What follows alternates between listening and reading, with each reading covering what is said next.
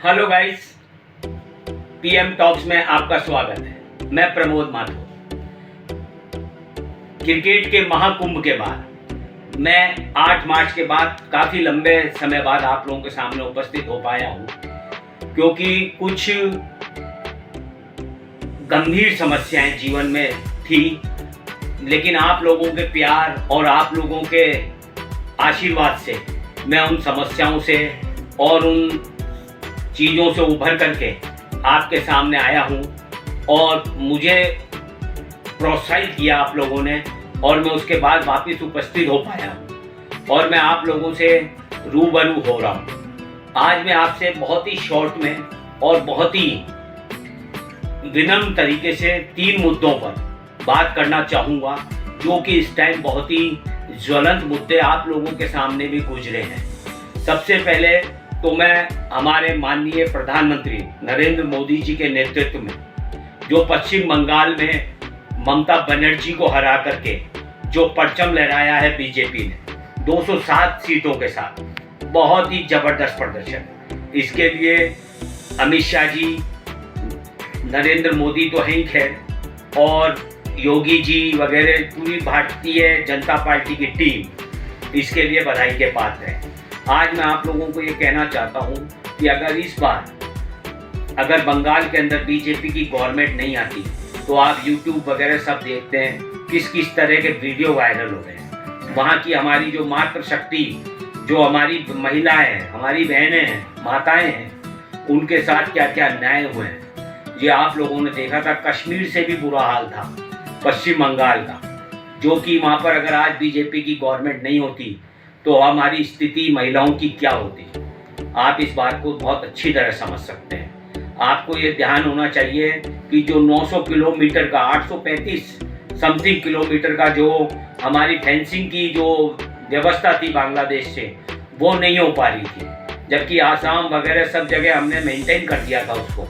उसकी वजह से जो शरणार्थी थे बांग्लादेश से इधर आए जा रहे थे और स्थिति बहुत ही विकट हो रही थी।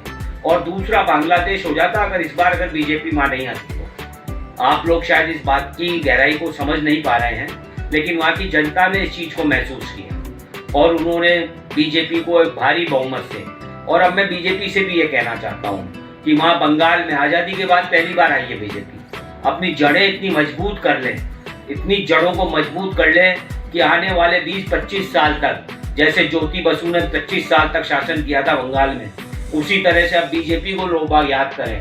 हटाने के बारे में सोचे ही नहीं। इन्हीं बातों के साथ दूसरा मुद्दा अभी आप लोगों के सामने चल रहा है, पिछले मैं 3-4 साल से देख रहा हूँ। नीट में जबरदस्त तरीके से अनियमितताएं हो रही है, बहुत जबरदस्त तरीके से। कैसे डॉक्टर बनाना चाहते हैं हम हमारे देश में, किस तरह के डॉक्टर बनाना चाहते हैं जो बाएं टांग की जगह दाएं टांग का ऑपरेशन करते हैं, किस तरह से, क्या रुपए के धनबल के ऊपर हम डॉक्टर बनाना चाहते हैं, किस तरह की व्यवस्थाएं हो रही है हमारे देश के अंदर। मैं पिछले 3-4 साल से देख रहा हूँ। 2023-24 का समय देखा मैंने, 24-25 का समय देखा, और अब 25-26 में मैं लगातार देख रहा हूँ किस तरह की अनियमितताएं हो रही है। जिस आदमी ने, विकास नाम के व्यक्ति ने पिछले साल भी अपने 5 भाई बहनों को डॉक्टर बना दिया, क्या उस नीट को हम कैंसिल नहीं कर सकते? क्या गवर्नमेंट ये व्यवस्था नहीं कर सकती कि पिछले 3-4 साल की पूरी नीट को निरस्त करके और उसकी पूरी अच्छी तरह से उसकी जांच वगैरह करके, और जो योग्य उम्मीदवार हैं उनको छांट करके उसको वापस हर चीज़ को वेरीफाई करके और क्लियर करें। हम लोग इस चीज़ को बहुत गहराई से देखना पड़ेगा कि हम मेडिकल के अंदर इतना बड़ा घोर पाप कर रहे हैं कि धन बल के जरिए पेपर लीक करवा करके हम लोगों को डॉक्टर बना रहे हैं। किस तरफ बढ़ रहा है, हम चाइना से टक्कर लेना चाहते हैं, हमारा भारत किस तरफ जा रहा है, थोड़ा सा इस चीज़ को देखना पड़ेगा। मैं इसके बारे में आपसे और विस्तृत बात करूंगा। अभी ये मामला सीबीआई के उसमें है, कोर्ट वगैरह में भी जा सकता है, आगे क्या स्थिति बनती है, आगे बहुत सी पेचीदगियाँ इसमें आएगी। जयपुर में भी कई गिरफ्तारियाँ हुई है, देश में भी कई गिरफ्तारियाँ हुई है। अभी पुणे में आज किसी को, सरगना को पकड़ा है, और हरियाणा में भी पकड़ा है।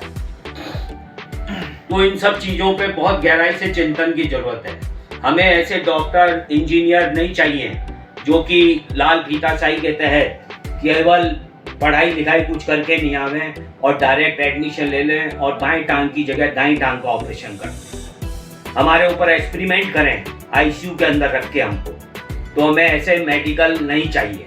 तो हमें बिल्कुल फेयर, और मैं ये चाहता हूँ कि इस ऑफलाइन सीजन को हमको ख़त्म करके नीट के अंदर जो सबसे बड़ा सुधार हो सकता है, इस सिस्टम को ऑफलाइन को बंद करके हमें ऑनलाइन मोड पर इसका एग्ज़ाम लेना चाहिए। ये मेरा एक व्यक्तिगत सजेशन है गवर्नमेंट को।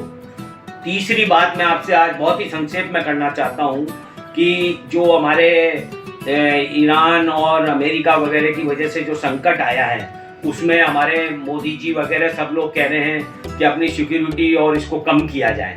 लेकिन मैं माननीय मोदी जी, हमारे भारत के जो प्रधानमंत्री हैं, उनसे कहना चाहता हूँ, आप अपने 25 गाड़ियों की जगह 15 कर सकते हैं, 20 कर सकते हैं, लेकिन आप इससे ज़्यादा कम मत कीजिए। आप हमारी देश की बहुत बड़ी धरोहर हैं, हमारी बहुत बड़ी ताकत है।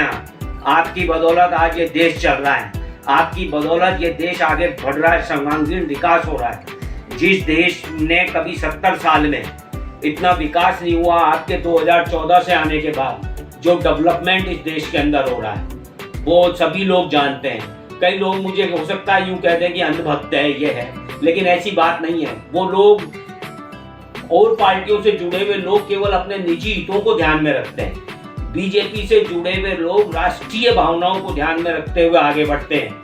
बीजेपी से जो लोग जुड़ा हुआ होगा वो राष्ट्रीय धर्म से जुड़ा हुआ होगा, वो देशभक्ति से जुड़ा हुआ होगा।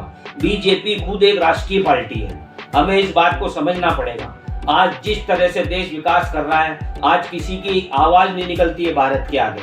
आज भारत एक अकेला देश होकर के इतना अपने आप को मेंटेन करे हुए है। आज बांग्लादेश आंख उठा रहा है, इधर पाकिस्तान उसको बलगरा रहा है, उसको वर्ल्ड कप से बाहर करवा दिया।